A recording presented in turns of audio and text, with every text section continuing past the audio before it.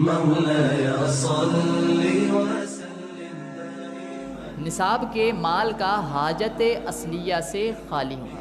نصاب کے مال کا حاجت اصلیہ سے خالی ہونا. حاجت اصلیہ سے مراد کیا ہے؟ وہ تمام چیزیں کہ جن کے بغیر زندگی گزارنا ممکن نہیں ہے. اب ہر ایک کی ضروریات مختلف ہوتی ہیں.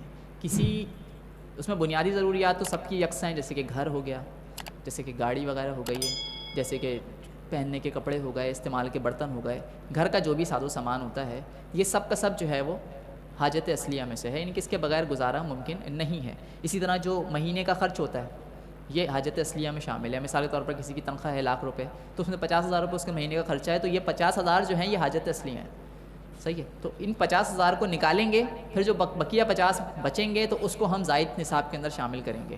باقی جو 50 ہے وہ تو مہینے کا خرچہ ہے، تو وہ تو ہونا ہی ہے، at the end of the month وہ ختم ہو جائے گا. تو یہ ساری چیزیں وہ کیا ہیں جو کہ حاجت اصلیہ میں سے ہیں. اب مثال کے طور پر ہر ایک کا اپنی اپنی کلاس ہے. کسی کے لیے جو ہے وہ 10 لاکھ والی گاڑی حاجت اصلیہ ہے، تو کسی کی کلاس بڑی ہے تو اس کے لیے جو ہے وہ 1 کروڑ والی گاڑی جو ہے وہ حاجت اصلیہ ہے. تو اس کا اعتبار نہیں ہوگا کہ جی کسی کے پاس کروڑ روپے کی گاڑی ہے تو گاڑی تو 10 لاکھ کی بھی آ جاتی ہے تو 90 لاکھ ہم زکوٰۃ میں شامل کریں. نہیں، اس کی اپنی ضروریت ہے، اس کی اپنا ایک کلاس ہے. کوئی ایک موبائل میں کسی کا گزارا ہو جاتا ہے، کسی کو 10 موبائل کی حاجت ہے، تو یہ 10 موبائل جو ہے وہ اس کی حاجت ہے، تو اس کو ہم زائد شمار نہیں کریں گے جبکہ اس کی ضرورت کے تحت ہوں. کاروبار نہ کرتا ہو وہ اس کا، ایک تو ہوتا ہے بزنس مین، تو وہ تو ایک الگ چیز ہو جائے گی. تو اس کی اپنی ضروریات جیسی بھی، تو جو ہماری ہر ایک کی اپنی اپنی ہے تو اپنی ضروریات دیکھ لے.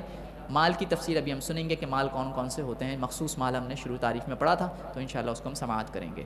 قرض کا معاملہ، آخری جو شرط ہے وہ ہے نصاب کے مال کا قرض سے فارغ ہونا. تو قرض کی وہی صورت ہے جو میں نے پچھلے شرط میں بیان کر دی تھی کہ قرض سے فارغ ہونے کا معنی کیا ہے کہ اس پر کوئی قرض نہیں ہونا چاہیے. اگر اس پر کوئی قرض ہے تو پہلے اس قرض کو مائنس کرے گا اور پھر جو بقیہ مال بچے گا اب دیکھے گا نصاب کے برابر ہے یا پھر نہیں ہے. اگر ہے تو زکوٰۃ دے گا، نہیں ہے تو پھر نہیں دے گا.